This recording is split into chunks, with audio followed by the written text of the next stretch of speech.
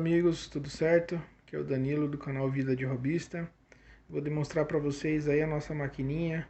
Vou estar apresentando ela conforme prometido no vídeo anterior. Vou estar demonstrando aí os materiais que a gente utilizou para a construção dela, tá bom? De forma bem simples, prática, para que o vídeo não fique muito demorado. Se eventualmente alguém tiver uma dúvida específica, por gentileza, faz o comentário lá embaixo que a gente vai estar respondendo assim que possível. Beleza? Mas então vamos lá. É uma máquina bem simples, uma máquina laser CO2, 40 watts. Estou utilizando Arduino Mega, controlador laser RGBL, drivers TB6560, tá? É uma maquinazinha bem simples, tá? Conforme vocês podem ver, ela tem um aspecto já bem rústico, porque a nossa finalidade não é fazer máquinas no padrão industrial, porque não comercializamos máquina. É para nossa utilização mesmo, somos robistas, eu sou aeromodelista, utilizo essa máquina para cortar meus aeromodelos, seja de balsa, compensado, DEPROM. Eu vou estar demonstrando aqui, ó, primeiramente, essa case externa. Vocês vão ver muitas máquinas construídas em metalon, em metal, em inox, até mesmo ACM, acrílico. Você pode construir ela empregando vários materiais, mas a gente decidiu fazer em compensado, esse compensado comum, virola. Atendeu bem satisfatoriamente a nossa finalidade, não há impedimento nenhum, até mesmo porque essa case, pessoal, ela é para proteger contra a fumaça, uma vez que máquina laser CO2, por ser uma máquina que emite muito gás, muita fumaça, dependendo do material que você está cortando, é muito importante ter essa proteção para que você venha cuidar da sua saúde e não torne o seu hobby uma coisa nociva à sua saúde, né? Tem que prestar muita atenção ao material. Eu acho que assim, vale a dica aí para vocês pesquisarem o tipo de material que vocês estão cortando e os cuidados que vocês devem ter. Primeiramente, né? Risco de pegar fogo, risco de inalar fumaça tóxica. Então, assim, é bom prestar bastante atenção no material que você está cortando. E essa case, ela é justamente para isso, para proteger contra a fumaça, para ela não acabar poluindo o ambiente que você está. Porque aqui, a minha salinha aqui é um ambiente fechado, né? Então a gente tem que se preocupar bastante com a saúde do ar, né? A qualidade do ar que a gente está respirando. Mas vamos lá, então, passando adiante, eu utilizei PET 0,05 milímetros. Até poderia pôr um acrílico, pretendo pôr um acrílico para tirar essa ondulação. Por uma questão de estética dá para pôr um acrílicozinho aqui, tranquilo, né?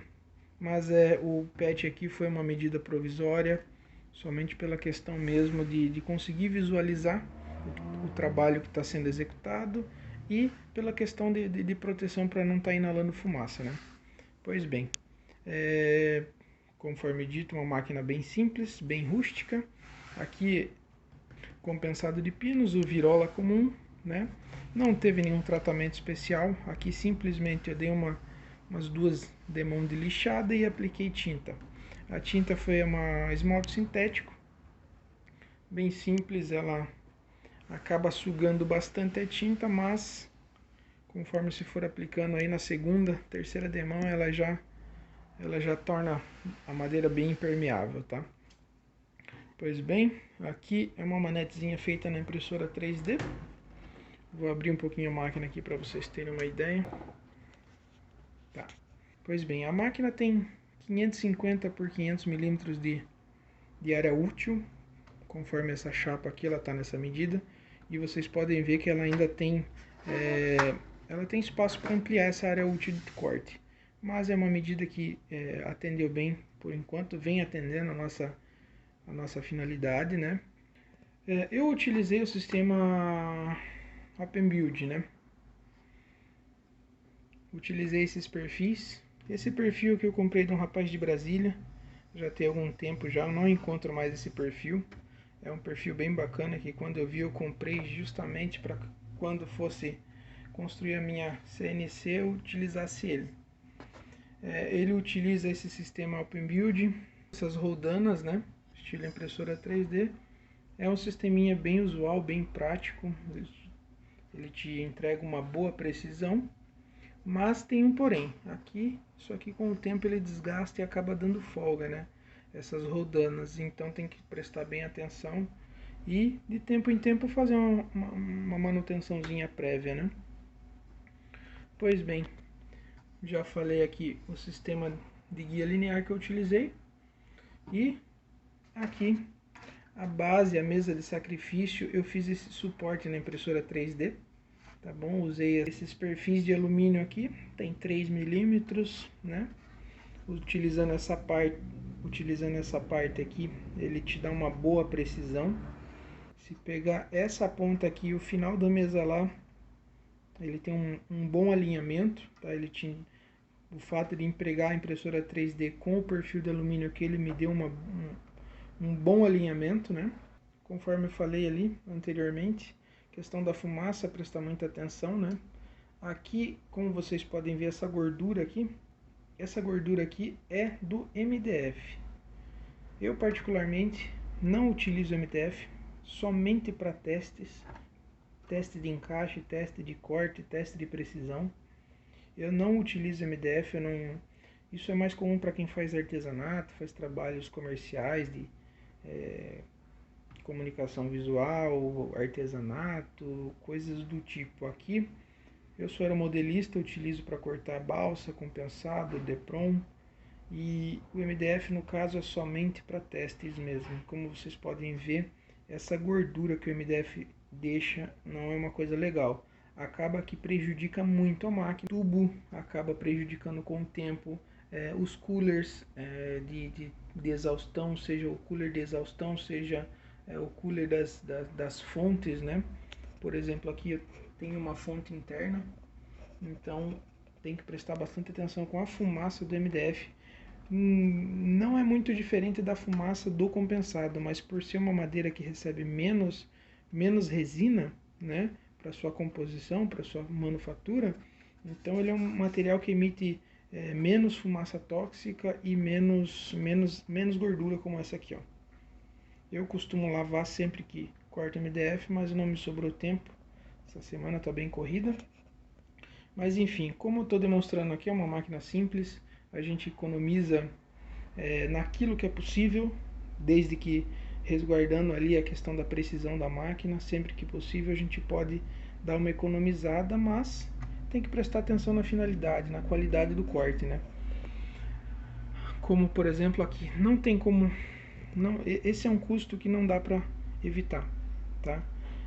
Essa caneta que vai aqui com no caso aqui a lente focal, é uma coisa que não tem como economizar, porque aqui você consegue regular o foco do laser para sair com o melhor acabamento aqui embaixo, né?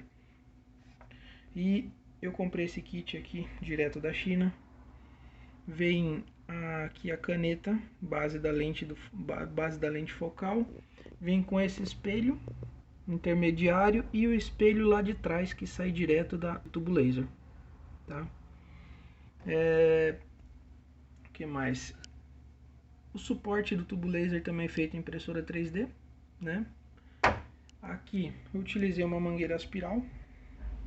Confesso que não me satisfez muito essa mangueira espiral. Eu pretendo substituir ela pela esteira porta-cabo com o fio, no caso com a mangueirinha de ar padrão, aquelas retinhas mesmo, porque essa aqui acaba, querendo ou não, ele acaba gerando uma tensão no puxar e nisso que recolhe ele acaba, é capaz de enroscar e fazer, é capaz de te fazer perder passo aqui num corte. Então eu utilizei essa mangueirinha aqui, mas eu pretendo já substituir ela. Já é uma modificação que eu pretendo fazer, assim como outras, né? Tem muitas questões a ser resolvida, fiação para enrolar, fiação para esconder, proteção do tubo laser para não ficar muito em contato com a fumaça, né? Mas enfim, eu vou passar aqui. Eu utilizei esse exaustor. É um exaustor residencial, encontrei no Mercado Livre, tem um bom custo-benefício, ele tem uma boa vazão de ar, ele suga bastante a fumaça, que é bem importante para jogar lá para fora. Ó. Ele já vem com esse duto, está ali na janelinha, joga lá para fora a fumaça, né? Digamos que quando ele está acionado em corte, a gente sente o cheiro da fumaça, mas é bem pouco, né? Não tem nem comparação com uma CNC que não tem esse exaustor. Recomendo bastante, até mesmo pela questão da durabilidade da máquina. Por esse motivo aqui, ó, que essa gordura aqui, se ela não sair para fora, ela vai impregnar a máquina inteira, né? Continuando aqui, pessoal, vou demonstrar aqui, vou apresentar aqui o painelzinho da máquina, tá? Como vocês podem ver aqui é o termostato. Esse termostato aqui ele vem lá do reservatório de água de refrigeração da máquina. Aqui é um amperímetro, que é muito bom para você estar acompanhando ali. Por exemplo, minha fonte e meu tubo ele pode trabalhar com no máximo 20 mA. Então é bom trabalhar sempre observando aqui, no caso, a potência que você está utilizando. A chave geral, a chave do laser, a chavezinha do LED, né? É muito importante isso quando a gente trabalha num ambiente com pouca iluminação.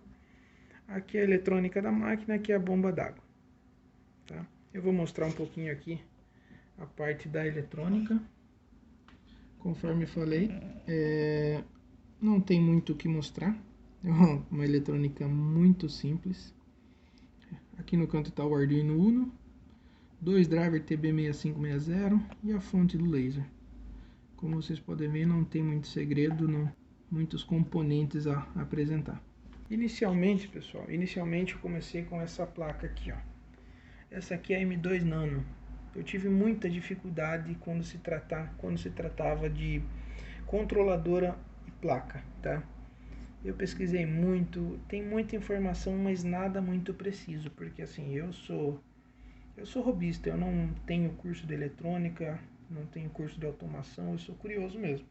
Tudo que eu vou fazer, eu vou na curiosidade, vou modificando do meu jeito e buscando alcançar o resultado desejado, né? Pois bem, essa aqui é uma plaquinha M2 Nano, é uma plaquinha que a maioria das máquinas industriais ela vem com instalada essa placa e utilizando o Corel Laser como software de movimentação da máquina. Pois bem, o problema dessa placa é que ela utiliza os driver A4988. Esse driver ele é muito limitado, ele é bem fraquinho, digamos assim. Para minha máquina que está utilizando o motor NEMA 23 de 2 A, ela é muito limitada. Por quê? Conforme eu mandava a máquina cortar, ela corta um quadrado, se tiver um redondo, um círculo no meio, ela corta em cima da linha, ou seja, ela perde a precisão. Ela não segue a coordenada exatamente daquilo que a gente mandou cortar. Se eu mando cortar com 10 centímetros, 2 quadrados um do lado do outro, um acaba remontando o outro. Por mais que eu reduza a velocidade, ela ainda assim perde passo. Um exemplo é que eu trabalhava com 50 milímetros segundo. Atualmente eu posso trabalhar até com 1000 milímetros segundos. Com essa placa eu não conseguia ultrapassar 50 milímetros segundos. Então acabava limitando bastante, tomando muito tempo.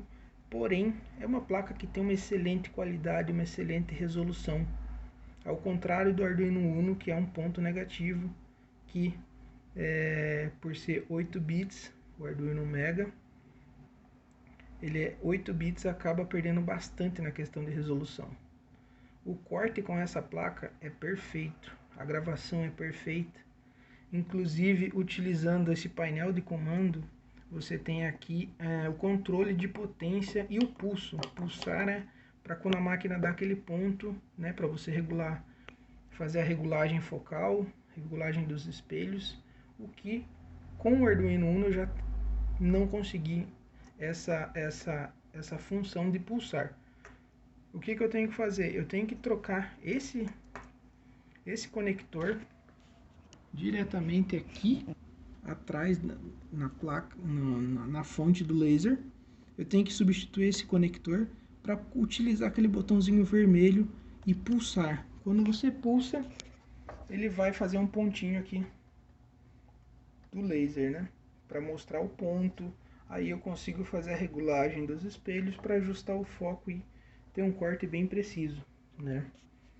O que eu não consegui com o Arduino Uno, tenho que fazer essa alteração manual toda vez que eu tenho que regular a fonte do laser. Já fica a dica aí para quem pretende instalar o Arduino para fazer uma controladora do laser CO2 ou até mesmo a gravadora laser, como utiliza a função TTL, PMW, já é mais simples. Eu tinha a gravadora laser, inclusive eu vou fazer um vídeo falando sobre as gravadoras a laser. A procura dessas máquinas estão bem alta, né? Então eu vou fazer um vídeo falando sobre a comparação da gravadora laser e da laser CO2, né? Passando adiante, pessoal, superada essa questão de placa, a parte de baixo da máquina, o que eu tenho utilizado para sistema de ar. Aqui embaixo eu tenho um compressorzinho caseiro também. Compressorzinho bem simples, utilizando motor de geladeira. Um manômetrozinho para controlar o fluxo de ar, né? Porque dependendo do corte que a gente faz aqui, a gente tem que ter um fluxo a mais ou a menos de ar, dependendo do material. Por exemplo, o Depron. O Depron eu não posso soprar muito forte o ar, porque ele acaba fazendo um corte do isopor e acaba levantando, empenando ou jogando para o lado o isopor. Então eu tenho que usar o fluxo de ar bem diferente, seja para o compensado, para a balsa e para o Depron. Mas enfim, compressorzinho de ar tá ali. Aqui, pessoal, aqui é o meu sistema de refrigeração. Um chillerzinho bem prático, bem simples, vou demonstrar aqui para vocês. Padrãozinho, caixinha transparente ali para a gente acompanhar a qualidade da água, né, do laser. Sempre é bom ser transparente para a gente estar acompanhando ali a questão da cor da água, dos resíduos. Caixinha sempre lacrada. E esse aqui é o meu sistema de refrigeração, pessoal. É um sistemazinho bem simples, tá? Eu cortei a tampa aqui exatamente para não ter que ficar tirando essas mangueiras, né? Porque essa mangueira é a que vem do tubo laser. Essa mangueira joga para a caixa com a água refrigerada, e aquela mangueira lá de trás é a que sobe para a máquina. Pois bem, vou falar aqui um pouquinho do sistema de refrigeração. Eu utilizei essa serpentina. Essa serpentina é utilizada para refrigeração de chopp, aqueles barris de chopp. No Mercado Livre você encontra com muita facilidade, tem um custo ótimo para essa finalidade. Falando um pouquinho de custo, R$15 do isopor e 50 da serpentina. A serpentina, a vantagem é que eu não preciso botar água gelada no reservatório. Ou seja, eu nunca preciso abrir aquela caixa impedindo que caia areia, resíduo e acabe estragando a nossa água destilada.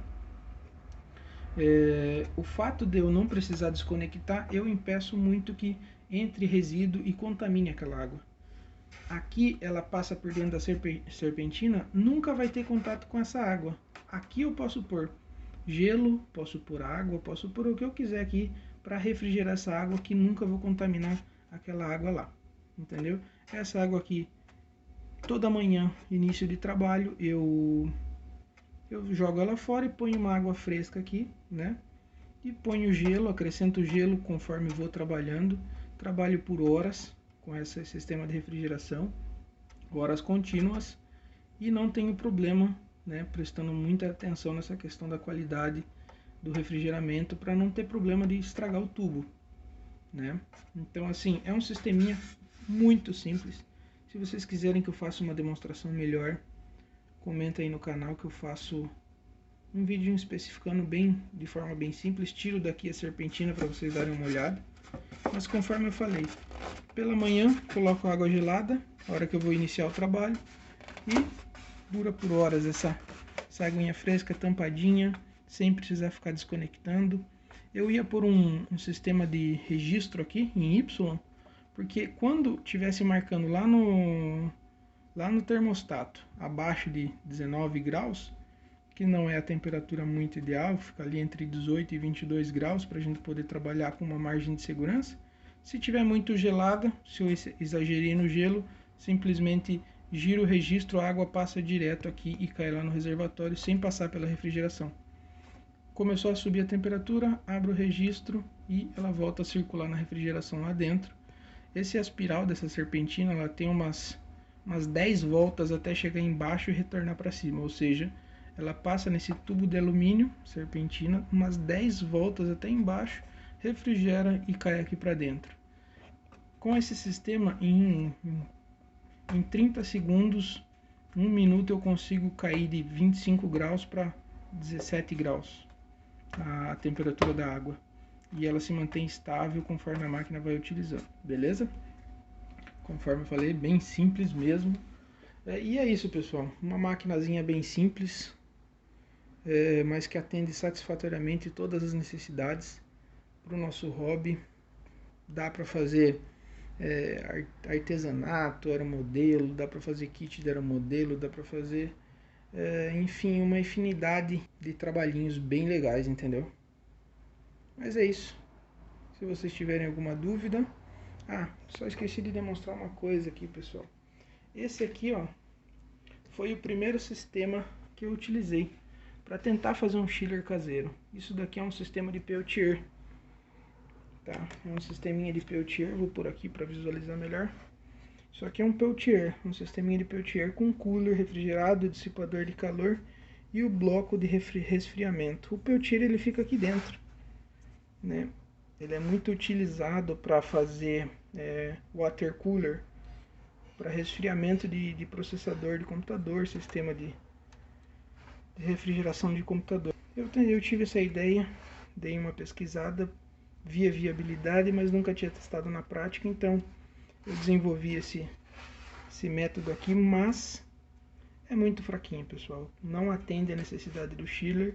Se você estiver tentando fazer um chillerzinho caseiro com esse método, eu te adianto que você precisa de pelo menos 5 aparelhos desse aqui, 5 combinações dessa de Peltier com bloco resfriador. Mas adianto que o consumo de energia disso aqui não vai valer a pena. Outra dica, pessoal, assim como eu falei aqui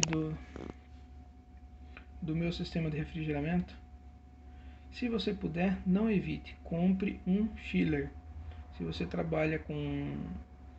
trabalha diariamente com a sua laser, se você ofere renda, se você tem um comércio, você tem um negócio com a sua laser, não perca tempo, compre um chiller, não arrisque a vida útil da sua máquina, não brinque com o resfriamento, porque se você tem uma máquina aí de 50, 60, 100 watts, não brinque, porque o tubo a gente sabe que tem um custo bem alto, então assim, como eu falei lá no início, existem custos que a gente pode intermediar, a gente pode sim buscar uma finalidade que venha atender satisfatoriamente, né? Mas tem gastos que a gente não tem como evitar. Então, a dica que eu dou é, se você trabalha com isso, se você vive da sua laser, não perca tempo, invista num chiller, não corra risco desnecessário, porque dessa forma o seu tubo laser, esse sistema de refrigeração, por mais que a gente cuide, zele, aquela água ali, ela não dura muito. Então assim, se você pode, compre o chiller. Se você não pode, utilize métodos com segurança, tá? Conforme eu falei aqui, para que não contamine a água. E é isso aí, rapaziada. Fique agora com o corte da máquina, ela trabalhando em tempo real. Vou fazer um cortezinho compensado. São peças de um aeromodelo 20 cilindradas, de um Cessna Skyline. E é isso aí, rapaziada. Obrigado por assistir o vídeo, obrigado pela paciência. Confesso que ainda estou me aprimorando nessa técnica de gravar vídeos, mas a intenção é passar a mensagem, é passar o conhecimento e compartilhar as experiências de uma vida de um hobbyista, né? Mas é isso, compartilhem, comentem, principalmente se você está construindo uma máquina, qual é a dificuldade que você encontrou, quais são as soluções que você teria, entendeu? Compartilhe, vamos compartilhar o conhecimento, e assim é uma forma da gente estar crescendo, uma forma da gente estar ampliando o nosso hobby, seja lá qual for, né? Obrigado e até mais, meu amigo. Fiquem agora com o vídeo. 3, 2, 1. Falou!